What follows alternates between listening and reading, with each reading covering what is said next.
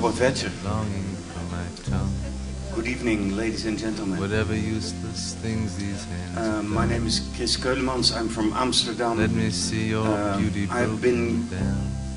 here 4 times before, so I've been declared part of the Central European Forum family, which means that it's an honor for me to be here again in this beautiful theater and to welcome all of us here to the Central European Forum. It's an unexpected honor to be here now at this moment. Earlier this week, the tireless Marta Simečková, who organizes this forum every year with her great team, she called me to explain what had happened, and it turns out that I have to be here in the absence of others. The forum, you know, has always been a place on the one hand, elevated above the daily buzz and frantic activities. On the other hand, of course, strongly influenced by what is happening in the world today, which means that not everything always goes according to plan, because this is the real world here. Last year, we felt the absence of a number of French participants who had to cancel due to the attacks on Paris that happened exactly on the opening night of the forum. Then, even without them being present, that tragedy charged the forum from beginning to end. Everybody who was there will remember that. And this year, we are feeling the absence of a few other highly valuable people. To begin with, we're here in the absence of Andrej Kiska, the new president of the Slovak Republic. He would have loved to be here with you to open the forum. I know he has brought a sense of decency to his high position since he arrived. People tell me he reaches out across divisions in society.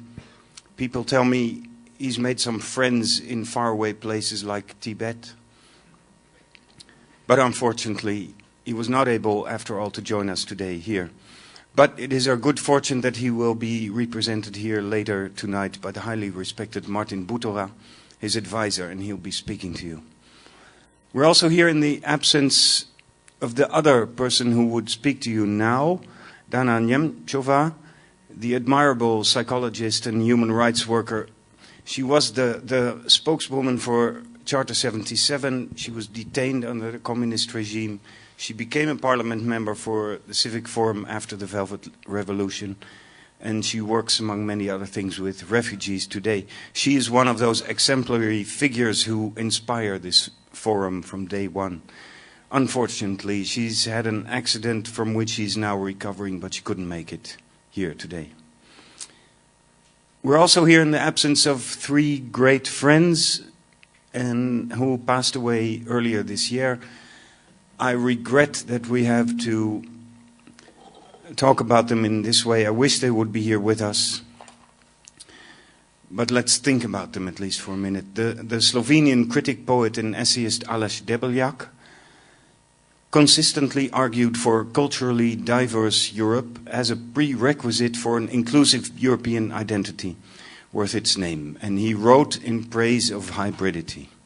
He was convinced, in his own words, of the continuous need to find ways of embracing difference without giving up the cultural tradition in which one was born and raised. I met him here, I met him elsewhere. He was a beautiful charmer, a witty debater, and a wonderful, elegant poet. He brought a mix of mind, melancholy, and mischief to the forum that will remain with us even now that he's had to leave us. Equally shocking and equally sudden was the death of Leonidas Donskis, the Lithuanian philosopher, political theorist, historian of ideas and political commentator. He passed away in September, just a few months ago. He was a wandering scholar. He was a member of European Parliament for a while. And of course he was a good friend and collaborator of Zygmunt Bauman, the legendary sociologist with whom he published the book Moral Blindness, The Loss of Sensitivity in Liquid Modernity. Professor Bauman has been invited by the forum to speak in Banska Bystrica next week. So he'll be here in a week. He will surely commemorate his friend Leonidas, who I, when I met him here, immediately liked and admired, because next to his fierce intelligence, which everybody who met him will confirm, there was something immensely sweet and likable about him. He was like a young boy eager to tackle any challenge set out before him, as if he was an eternal beginner, always hungry, always aware of his responsibility to move ahead. I'll quote a few lines from him. "It is a profound misunderstanding in Europe to talk of human rights as something imposed by the West on the East. In fact, it was the other way around. If it hadn't been for the dissidents and the Helsinki Accords, it would never have happened. The real founders of human rights are East Europeans. I don't think Europe needs a unified narrative. We had that in the USSR. What is unique about Europe in its fabric of many cultures and languages. The dialectic of war and peace, of admiration and disenchantment, that is what Europe is all about. It is unique in the world and we don't need a single narrative." The Forum always brings some members of European intellectual royalty to Bratislava, and Peter Esterházy was one of them, the magnificent Hungarian writer who passed away in July, having been ill for a while. His masterpiece was Harmonia Celestis, Celestial Harmonies, a monumental kaleidoscopic family history with a bitter twist in the revised edition. And his illness urged him, instead of succumbing to despair in his final months, to write one last great work of personal literature, the Pancreas Diary. In 1989, I was living in Amsterdam. I was glued to the television set. I was eager to hear all the new voices that now appeared from behind the Iron Curtain. Before that, I'd been reading Christoph Wolff and Ismail Kadare and Bohumil Hrabal and George Conrad. But the Dutch paper I read at the time started publishing diary notes by a Hungarian writer I had never heard of, Esterházy. His eccentric and razor-sharp observations were addictive. I read them every day. How impressed I was, years later, when I was sitting across a dinner table from him, some years ago, here in Bratislava, thanks to the Forum. He was a kind man, a humorous man. He carried his nobility like a summer jacket, light and elegant. And he set a high standard for all of us here. And he would be highly amused, I'm sure, seeing our frantic efforts in trying to match that high standard. Debelyak, Donskis and Esterházy have inspired us in so many ways that they will always be part of this Central European Forum somehow, I'm sure. But the list of absentees goes on. We're here too in the absence of newcomers from Syria, refugees of a war that is driving people from their homes, people with all kinds of ethnic and religious backgrounds. And in Amsterdam right now we're experiencing how many of these people bring stories and skills and wisdom and experience with them that enrich our social and cultural life. Here in Slovakia, I hear some people are saying there's no space for Islam in this society. I'm sure in the upcoming years that this forum will prove that there is a wealth of intellectual and literary potential to be found among the people coming from predominantly Islamic societies. And for the moment, as we speak, we're still without refugees from the United States, who will surely come and seek asylum here in Europe very soon, seeking kindred spirits among people who have proven to be capable of resisting tyrants and demagogues. And finally, I'm sure you noticed when you entered, I deeply regret that we now know that we'll never have the chance to welcome Leonard Cohen to this forum. With his deep voice and his gift of melody and well-chosen words, with his love of whiskey and cigarettes, his sense of humor and human fragility, he would have loved it here, I'm sure. So I'm really sorry that all these people have to be absent today, because for any thinking European, this is the best and most important place to be at this very moment. The Central European Forum is a place where the ideals of the dissident years are alive as ever, where the spirit of the Velvet Revolution is not a distant memory but an everyday inspiration, where Europe is a verb, an active process that needs hard work by all of us all the time, where the most brilliant minds of this continent are confronted with questions so intimidating to debate in public that would terrify them when they would have to face them in the solitude of their writer's room, because these are questions that can only be discussed and answered in a collective, in a group, in the company of others like the writers and thinkers who have been invited to this forum, and the company of you, the ever-curious audience here. So before I end, I would like to share a memory of one of the people who cannot be here today, Leonidas Donskis. We'll listen to him, and you can find this on YouTube as well. You'll see him, you'll hear him singing one of his most cherished songs.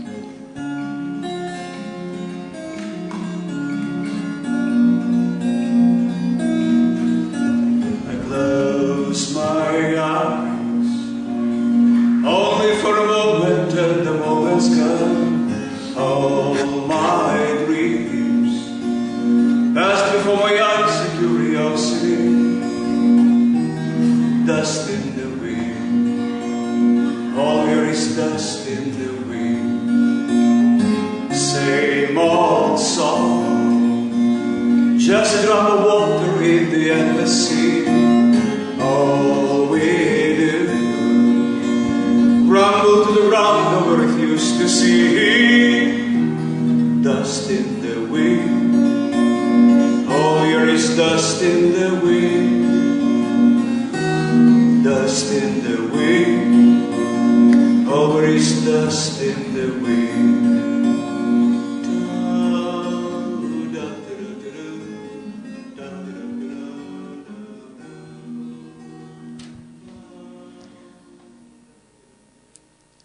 People who have seen Leonidas here at the forum, sitting in this same chair, remember him as an intellectual with beautiful suits and neckties.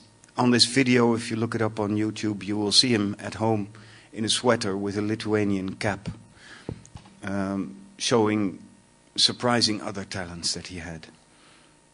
But now, one of the people we needed to be here is here, actually. Martin Butora is very well-known, highly respected writer, sociologist, based here.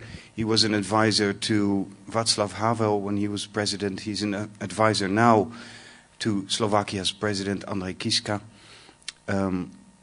It's great that he managed to be here, so I would like you to welcome Martin Butora to the stage.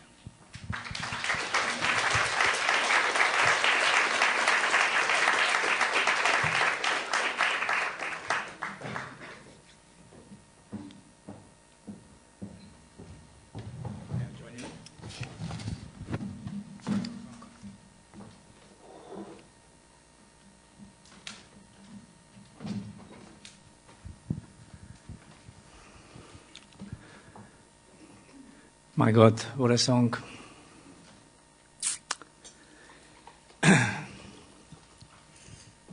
Well,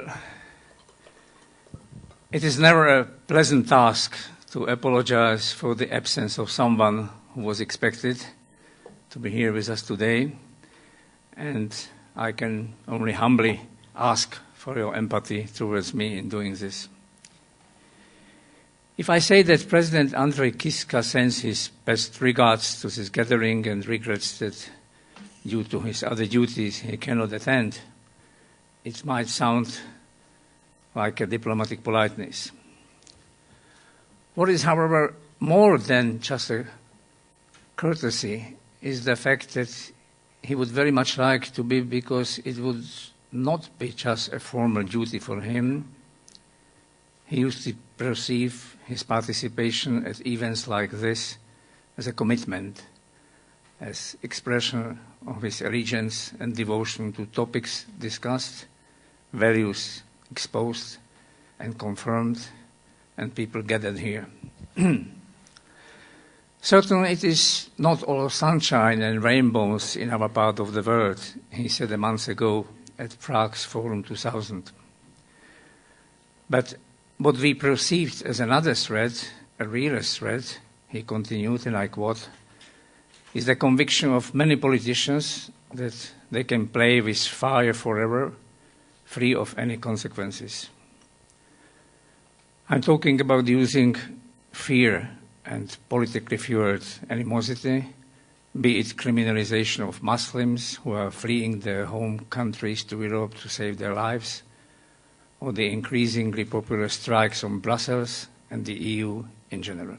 And after the use of such words, Kiska warned, and I quote again, bad reactions can follow very easily.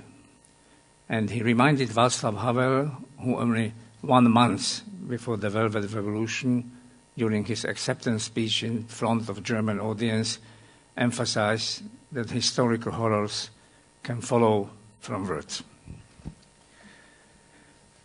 Let me now add, if I may, 3 brief remarks.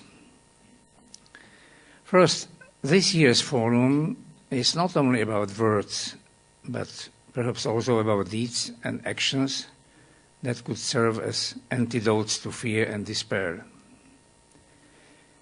It is not easy, I think, because we are living in an incomparable period to all the others.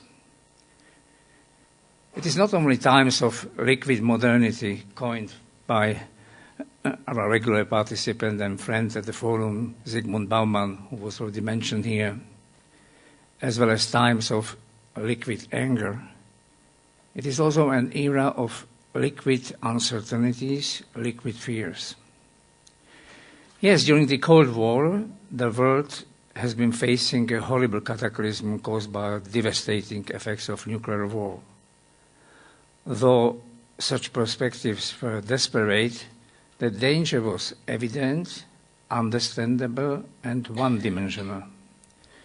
Today, the growing pile of troubles is scattered, dispersed, and disseminated in various forms, various dangers, pains, disturbances, in different and numerous failures, declines, regressions, some of them mortal, destroying and demolishing human lives, others restricting possibilities and space for a normal, dignified life. Economic and migration crisis, terrorism, climatic change, turmoil in the Middle East, expansion of Russia and her attempts to weaken and disunite fragile united Europe, resurgence of nationalism, rise of extremism, and emerging the populist international, a loose group of anti-globalist European parties, as Anne Applebaum named it, Brexit, rise of China as a superpower, and also the elections like that in Tuesday. All these phenomena are pouring into a tide, a stream, a river, where swimming is less safe and drowning more probable. Secondly, to search for antidotes, it is also necessary to revive and cultivate hope, which is the prerequisite of any possible action. I'm deeply convinced it is fully appropriate to return to Havel's understanding of hope as an anthropological quality. The less is hope a state of the world, the more it could and should be a state of mind. Yes, either we have hope within us or we don't. It is a dimension of the soul, Havel said. It is an orientation of the heart. It is not the conviction that something will turn out well, but the certainty that something makes sense, regardless of the outcome. I think this is an extraordinarily strong message and legacy of Václav Havel in a world that found hope, yet lost its time after time, a message that is universal as well as unique, personal and individual. A message more relevant in today's era of social media and social networks that many people use not to open their minds and horizons, but rather to stay in a closed zone that echoes of their own voice. And even worse, where the liquid hate does a dirty job of what snipers, you remember them in America? What the snipers used to do in America a decade ago or 2 decades ago. They have been shooting at innocent people, men, women, young and old. And now these new snipers, sometimes anonymous, sometimes eccentric and visible, shoot not only during night, but 24 hours of a day at this unique treasure of mankind, hope. But thirdly, and fortunately enough, the enlightened organizers of this forum have equipped us with a wonderful idea of Margaret Mead.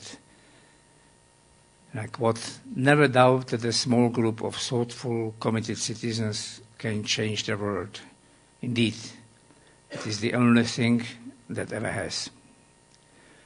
I believe this forum will confirm that this is true, encouraging all generous souls and active citizens in continuing doing just that. I wish you all the success of this fascinating meeting. Thank you very much.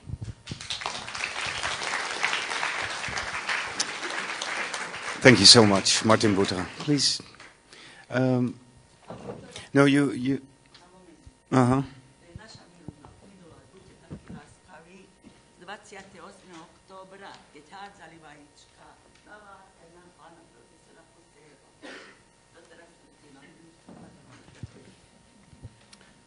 Pán profesor Kusy je tu s nami. Miro Kusy je tu s nami. Ďakujem veľmi pekne. Could you tell us what just happened?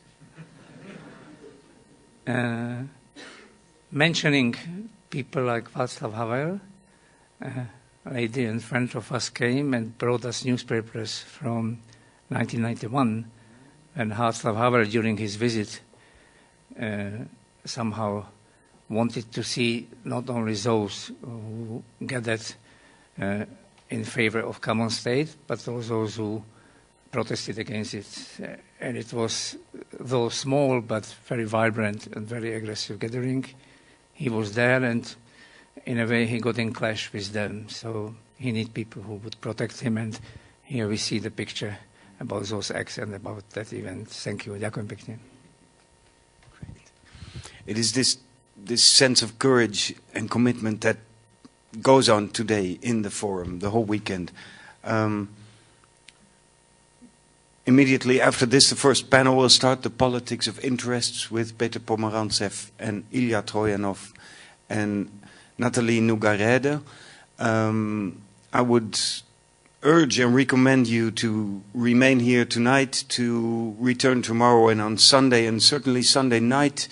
The forum is offering something very special on the marketplace. Haris Pašović, the Bosnian director, old friend of mine, with his East-West Center, 15 actors will perform the new performance, What Would You Give Your Life For?, which is also a comment on the snipers of social media that you just mentioned. So really, that will be very worth your attention. And finally, before we continue, of course, this forum could not happen without the support of many, and I would like to thank them on behalf of the organization. The Europe for Citizens program of the European Union, represented by Mr. Tichtel, who will speak to us after the first panel. The Ministry of Foreign and European Affairs of the Slovak Republic, the Human Rights Department and the Department for Communication and Cultural Presentation during this Slovak presidency of the European Union. The Erste Stiftung, loyal supporter, Goethe Institute in cooperation with French Institute, Allianz Kulturstiftung, the Slovenska Sporitelnia Foundation, Bratislava Self-Governing Region, the Embassy of the Kingdom of the Netherlands in Slovakia, and great partners, Civic Association Not in My Town from Banska Bystrica. All of these together made possible that we are here and we will discuss these daunting questions and the potential of hope over the next few days. Thank you so much.